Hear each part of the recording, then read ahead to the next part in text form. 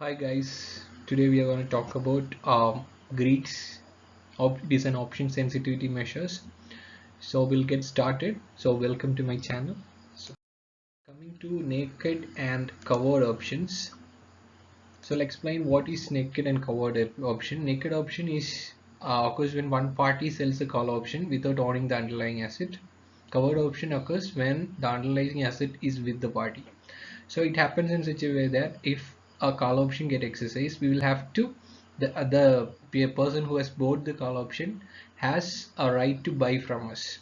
So which we actually have, if we actually have this asset with us before selling this option, we can deliver the asset. So now if we don't have the asset, we'll have to purchase it from the market and we'll have to sell it though, which causes an extra cost. Okay, suppose we don't have this asset, and suppose we sold an option for $4, and the price of the option, the price of the stock goes up by 3 more than the exercise price. So 3 minus 4 will be earning only 1 rupees. If it goes more than 4, maybe 5 or 6, we will be earning at 6 we will be losing 2 rupees. Okay, by losing 2 rupees, what will happen is we'll have to get from the market this, and we'll have to sell it to him at 23. So at that point we'll be losing because we have bought it from the market. And now if you see, maybe if you have this stock, then even if its value reduces in the market, we can sell to him whatever we have as a stock.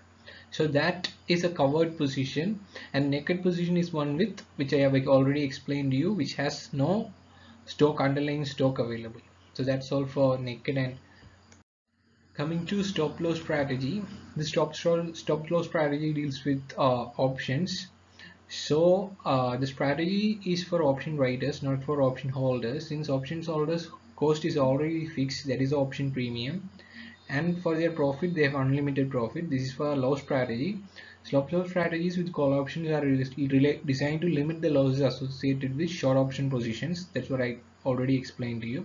So how this works is, whenever if can take an example like strike price is 23 and the stock price goes above 23, maybe let it be 25 or 26. When it moves just above 23, we'll buy this and we'll make a covered position rather than a naked position. So making a covered position, what will happen is, whenever he exercises this option, we can sell this, we can deliver this to him and net it off, rather than buying it at that price. Maybe that might reach 26 or 27 at a later point of time, maybe at expiration. So to avoid that, we'll buy the stock from the market whenever it goes above the exercise price, and we'll keep it in our stock so that we can give it to him. So that is what this strategy is all about. So there are certain disadvantages of this strategy. So one thing is, buying and selling can have a lot of cost, and at expiration we don't know what will be the cost of, what will be the selling price or what will be the stock price. So because of fluctuation, whenever if it comes above 23 and then it comes below 22, then goes up to 24, we'll be buying and selling, and the cost of purchase and sale will be more than the profit that we earn. Even if it comes below 23 and this exercise does not take place, since we are incurring costs of selling and buying, that might be more than the option premium that we already received. That is one danger in this type of stop loss strategy in options, but this strategy is widely used. Coming to delta and hedging, this is one of the most important part of the option trading. So if you see, delta option is ratio of change in the option price of the option by the change in the price of the underlying asset. So it is given by uh, let me take the pointer. It's given by delta is equal to uh, change in C by change in S, which is change in call option price by change in stock price. So if you see, the call option will range from 0 to +1, and put option will change from -1 to 0. So it is because call option give a right to sell. Whenever the stock price increases, the option price, the value of the option increases, but for put option it has a right to sell. So that's the difference between call and put option, why the graph is plotted in such a way.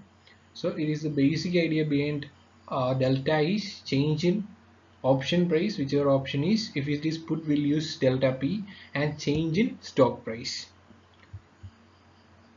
Delta of futures and delta forwards.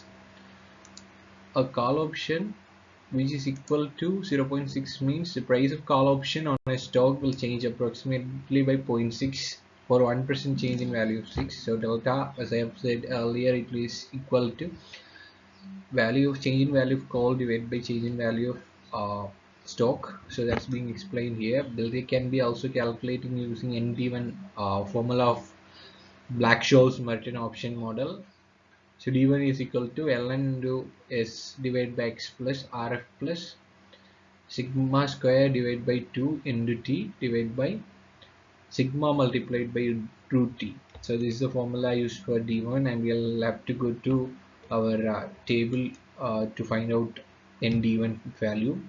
ND2 will be 1 minus ND1. So that will be delta. So the delta forward position for forward contracts will be equal to 1, since underlying asset and the forward contract will be related. One-to-one relation will be there. But for futures it is not the case. For futures, because of the dividend yield and all, there should be delta should be reduced by that yield because it is a positive yield. So delta will be equal to into R minus Q raised to T. So it is not ordinarily one like in for forward position, but futures position is a little bit different. So coming to dynamic aspects of delta hedging, the dynamic aspect is that the as delta changes, we need to change the positions so that our data neutral position gets unchanged. So the goal of data neutral portfolio is to combine the positions in an asset with a position in option so that the value of portfolio does not change with the changes in the value of asset. This can be achieved by using the formula number of options needed for delta hedge is equal to number of shares hedged divided by delta of the call option. So this is how we manage the number of options, so that the delta means the call option is equally or equal and opposite to changes in shares, so that the share position remains completely unhedged. If suppose we have a long position in an asset like a stock, not like a stock, in a stock, we will be needing that much number of shares divided by delta number of uh, stock options so that our position is fully hedged. So that is the dynamic aspect of. So this is how we calculate the number of options needed for hedging fully, that is it, in a delta neutral way. So that's all about dynamic aspects of delta hedging. Coming to maintaining a hedge. So why is it important to maintain a hedge? Since we have already seen that the delta is equal to change in value of the call option divided by change in value of the stock. Whenever the stock changes, we'll be getting the equal and opposite effect from our call option, which is actually will not hold true for a very large range of changes in stock option. So for that we need to maintain the hedge. So delta neutral hedging is a delta neutral position only holds for a very small changes in value of underlying stock, not a very large position, because the cost of buying a lot of call option will be very huge. That is the reason why uh, it only holds true for very small changes in underlying stock, because we cannot buy that much call option and lose that much premium. For hedging purposes, for speculation it is possible, but for hedging we cannot have that much uh, outflow of premium from our account. So that is one reason. So the delta neutral portfolio must be frequently rebalanced to maintain hedge. So now if you see, if you want a delta neutral position yet, you'll have to rebalance the position again and again because the delta changes.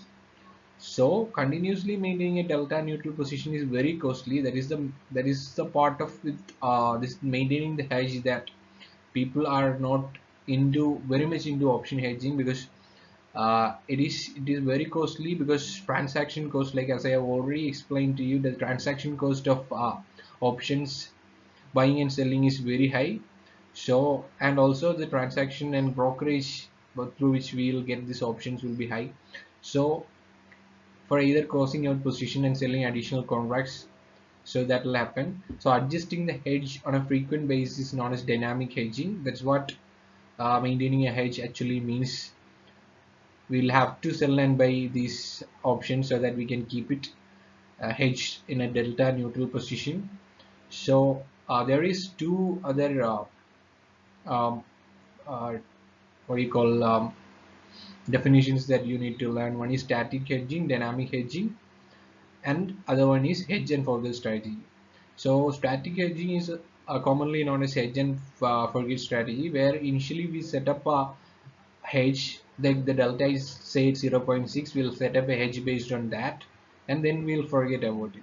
But in dynamic hedging, what happens is we'll not forget about it, we'll keep on analyzing what is the delta again and again and again, and we'll then devise another, maybe we'll buy some more, we'll sell some more calls, and you'll buy some more calls, or whatever in the short and long position we have, we'll do accordingly, and we'll adjust our portfolio in a way that the risk is nil. So that's what dynamic hedging means. So all about maintaining the hedge is that we should be able to change our portfolio of options and stock so that risk remains zero. This remains fully hedged, that is risk neutral position. We can go for dynamic, we can go for static, that's up to our up to us. So that's all about maintaining a hedge. One other strategy for hedging options is hedging portfolio, not portfolio stock, is using put options rather than using our call options. So it is like for a delta neutral position to be created, the value of puts is equal to minus the value of delta value of long stock position. So it is pretty simple. If you are losing a if you have a call delta, maybe you have a 60,000 stock of a particular security, your delta is 0.6. So the call options that you need to purchase is 60,000 divided by 0.1 0.6, which is equal to 1 lakh. So the put delta you need to purchase is 1 minus call delta. So the number of put options that you need to purchase will be 1,50,000 put options. So the same result will be given by the put option also, like writing a call, be having the put option purchase. So that much, that the same value or same result will be given by put option also. So this is one other type of hedging that can also be done instead of call writing. So for the long position of stock. As you already know, the delta of a stock is calculated by a change in call option divided by call option price divided by change in stock price, or change in put option value divided by change in stock price. This is like that because it is very straightforward. There might be only one stock and one call option, one type of call option pertaining to that particular stock. But what happens if we have a portfolio of stock that we need to hedge? So that is being addressed here. Delta of portfolio is given by nothing but the weighted portfolio value into delta of each option position. So suppose there are two stocks X and Y, its weight might be 0.6 and 0.4, then delta of X is equal to 0.6 and Y is equal to 0.4, let's say. So it'll be like 0.6 into delta of X and 0. Plus 0.4 into delta of Y. That is a total portfolio delta. Pretty straightforward calculation here. So that's all about delta of a portfolio.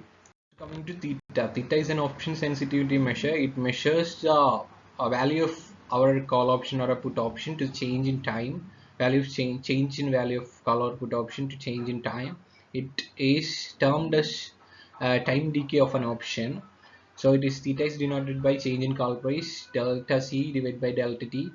So call option is given by the formula minus stop price into ND1, which will be given by the formula. ND1 will be given by 1 by root of 2 pi into e raised to minus x d square, d1 square. If it is d1, d1 square by 2 minus r. R is our risk-free rate into strike rate into e raised to minus rt, risk-free rate into time. Time is given in number of years. So n into d2. Put is also calculated by using the formula. Just change our signs minus and plus here. You just keep it minus and change to plus, and there is minus d2. That is the only change that happens, because minus d2 just because in a normal distribution, if you see, suppose, so here everything is minus, so put option will lie here and call option will be here. So minus ND2 will be in this part, so that's why it is minus D2. So this is how we calculate the value of theta. So if you come to the graph, coming to the graph, so as a value, theta is always expressed in a negative, and as the stock price increases, theta value increases a little bit in absolute terms, and then it goes down, and then it stabilizes. So for if you plot theta against time until expiration, so as stock price increases, the value of theta goes down in a convex way, convex manner. So convex to the origin, so it will be going like this.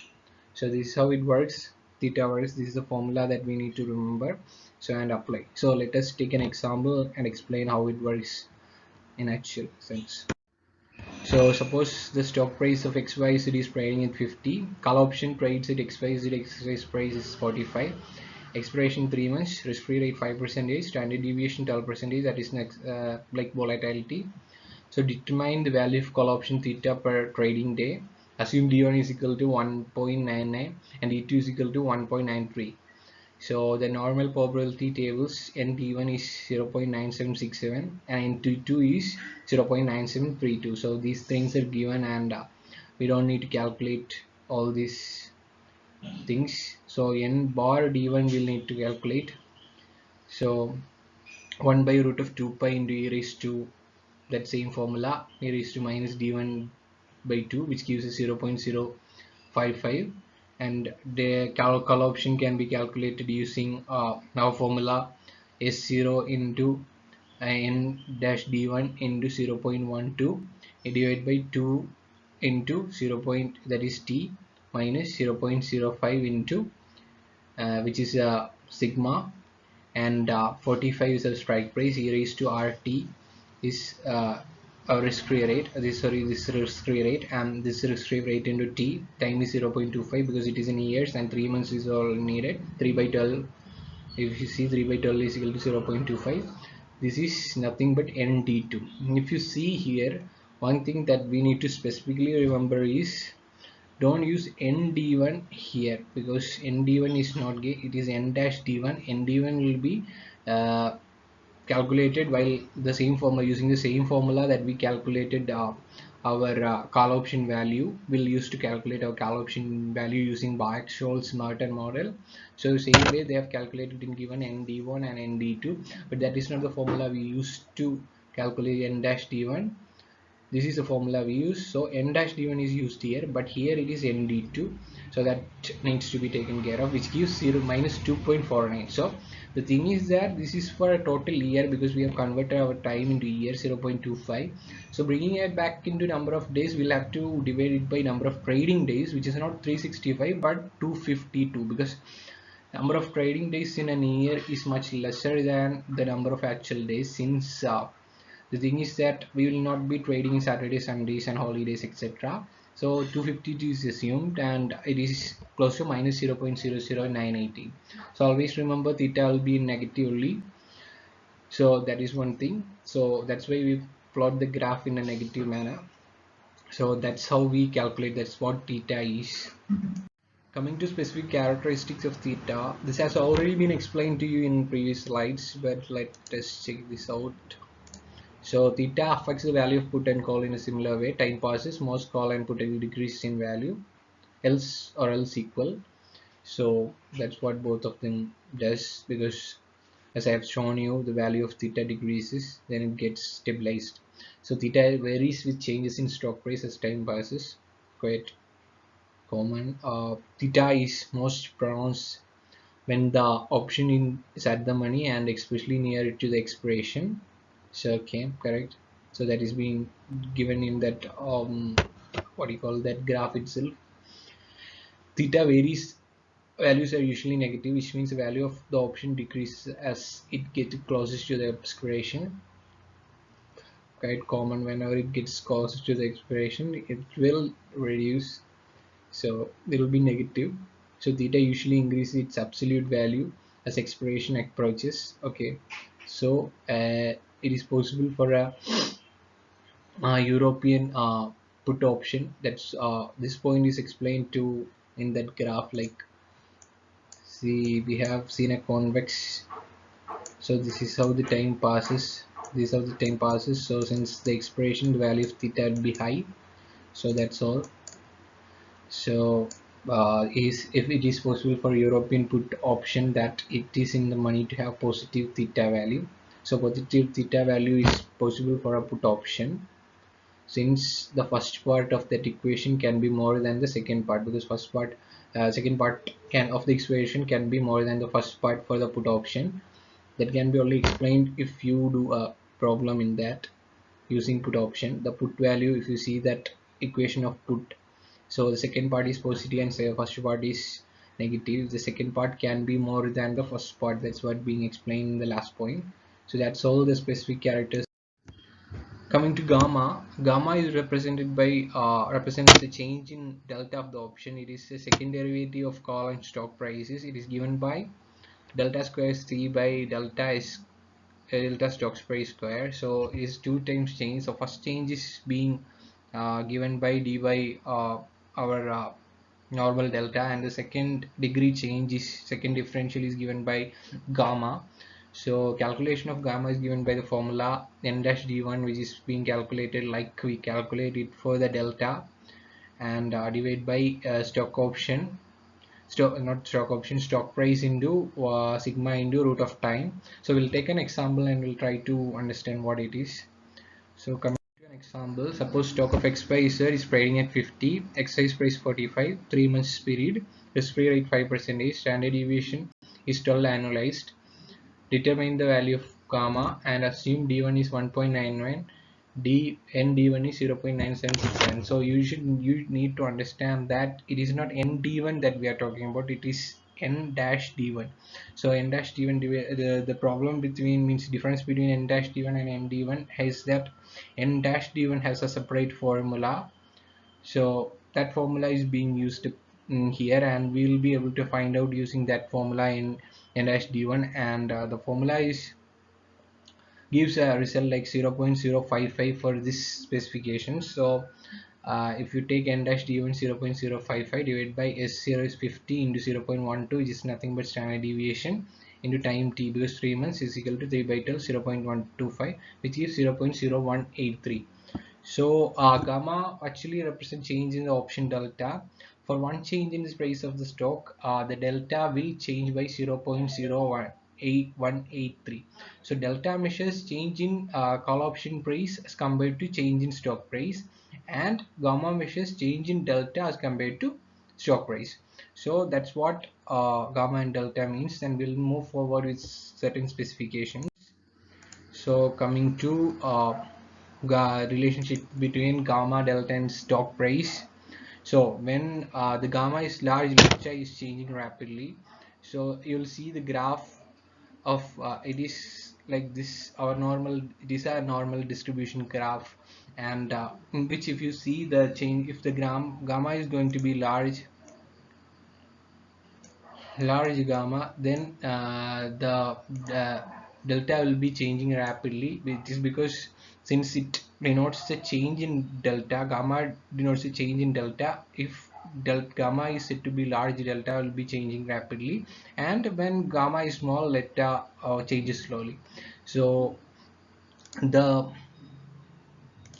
delta neutral position can be can hedge the portfolio in small stock. This is important. So this what they say is, as we have already discussed in our gamma lecture, that gamma means in delta lecture, that delta can be used for only small change in stock price changes.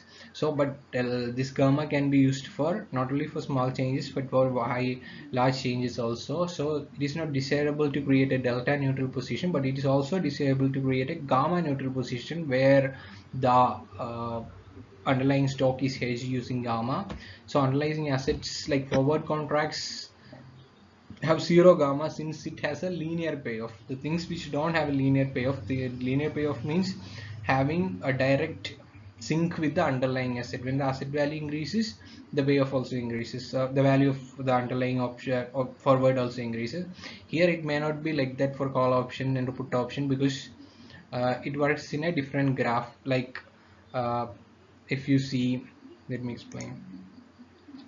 If you see the graph of call option, it is something like, if you have bought a call, so at here we'll be losing premium, so at the stock price increases we'll be gaining. So this is not linear. Linear is like when, if for all the increasing stock price we'll be gaining only. For this part, in this part we will not be gaining, we will be losing our premium. So that is not linear payoff. Linear payoff is one which, if this is a stock price, as stock price increases, the value of this is forward profit, so forward profit also increases in a linear fashion. So that will not happen in the case of options, so that is non-linear.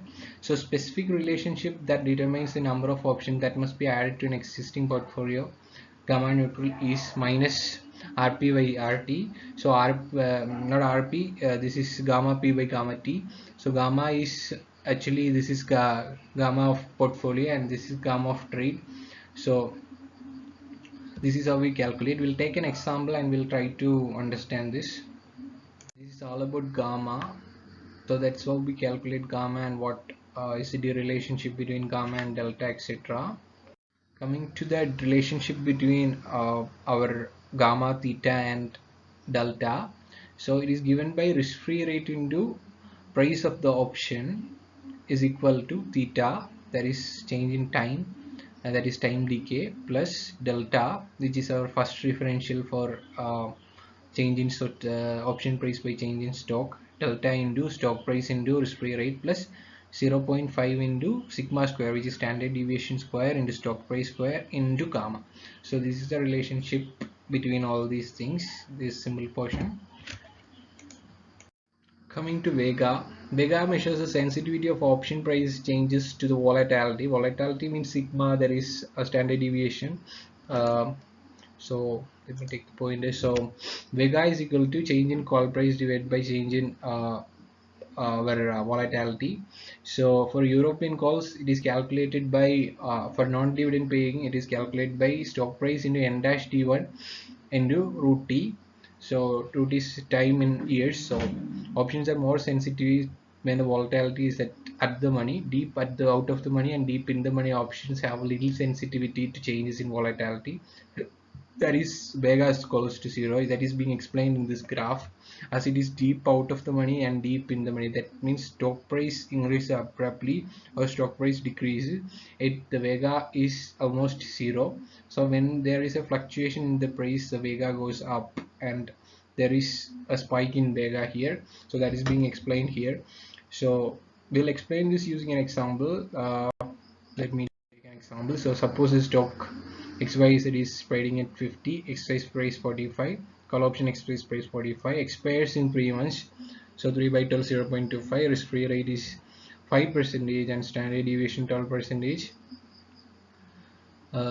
Determine the call option Vega. Assume D1 is equal to 1.99 and D1 is equal to 0.9767. So we should understand it is not ND1, it is N dash D1. Calculating N dash D1 using ND1 is 1 by root 2 pi into e raised to minus a nd, not nd1, it is only d1, d1 square divided by 2, the whole is equal to 0.055. So substituting n dash d1 in this equation, stock price 50 into 0.055 into root of 3 by 12, it gives 1.375. The interpretation of the value is that 1% increase in volatility of the option.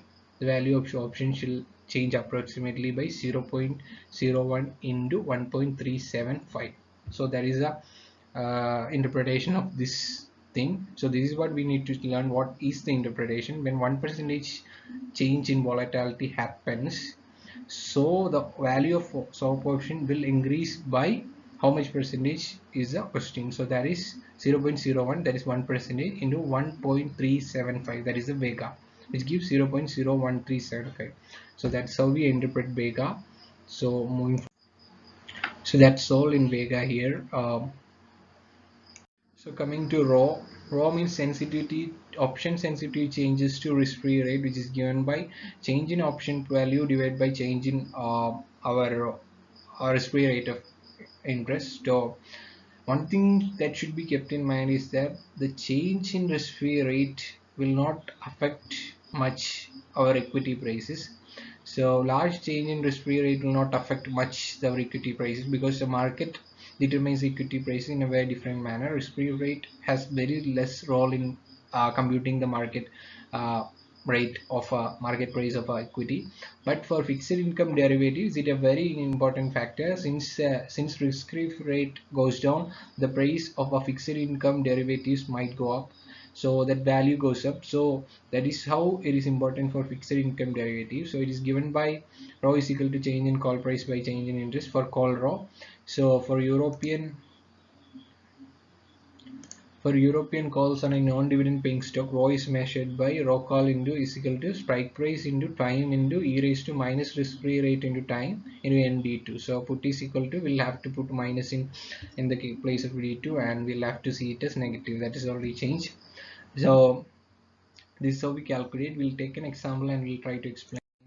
So take an example. X5 is it trading at 50, 45 exercise price, call option exercise price.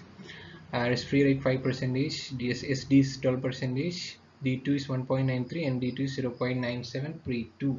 So find putting it in the equation, 45 into 0.25, which is number of t, e raised to 0.05 for risk-free rate into time, 0.25 into 0.9732, which gives 10.8 from. The interpretation of this is nothing but 1% change in risk-free rate will increase our value of call option by 0.01 into 10.87, which is nothing but 0.1081. So that is the interpretation. That is how rho is interpreted. So that's all in rho. So hedging activities in practice. As you already know, the hedging activities and various Greeks which are used in sensitivity analysis of option models. We'll be seeing how it is used in practically and whether it is used or so. So starting with all delta natural positions. See, you can create a delta natural position, but it is not easy to find securities at reasonable prices that can mitigate the negative effect associated with gamma and vega. So if you see, delta position can be easily created because that is very basic. Change in call price by change in stock price is very basic, and delta can be found out easily and it can be mitigated, and delta neutral positions can be created. But gamma neutral and vega neutral position cannot be created with such ease, because uh, they secure for finding securities with such reasonable prices, means in market stock may not be at reasonable prices to mitigate all the negative effects, that is losses that they are going to face by buying, means making it gamma neutral and vega neutral, which is not possible in real life. So what happens is large financial institution adjust it to delta neutral position but will not do gamma neutral and vega neutral position. What they'll do is they'll monitor this. They won't be getting into gamma and what do you call delta vega neutral positions. They will just monitor the other exposure in other Greeks. So institutions that have sold option to their clients to negative gamma and negative vega, with, which tend to become more negative as time passes. That's of course for sure. In contracts, when options are initially sold at the money, the level of sensitivity to gamma and Vega are the highest, but time passes, it may not be like that, because as it suggests, it is a function of volatility and what you call the change in delta. So but time passes, there might not be in such volatility, and delta change may not be that much. So it is not highest, it is at the lowest at time passes, and further the money or out of the money option becomes less and less impacted due to gamma and vega. So we'll do a scenario analysis in companies, in financial analysis, financial companies, like involving calculating expected gains and losses over a period using different inputs of underlying asset price and volatility. That's all we'll be doing in our financial institution. We won't be adjusting it to gamma, vega, or else we'll be doing scenario analysis. We'll be doing monitoring of these Greeks, but we'll only be adjusting to delta. We won't be adjusting to gamma neutral and vega neutral. Scenario analysis will be done calculating expected gains and losses with different inputs for asset underlying asset price and volatility. So that's what we'll do in real life. We won't be much keen in making it delta gamma neutral or vega neutral, etc. So that's all about hedging activities that happens in practice.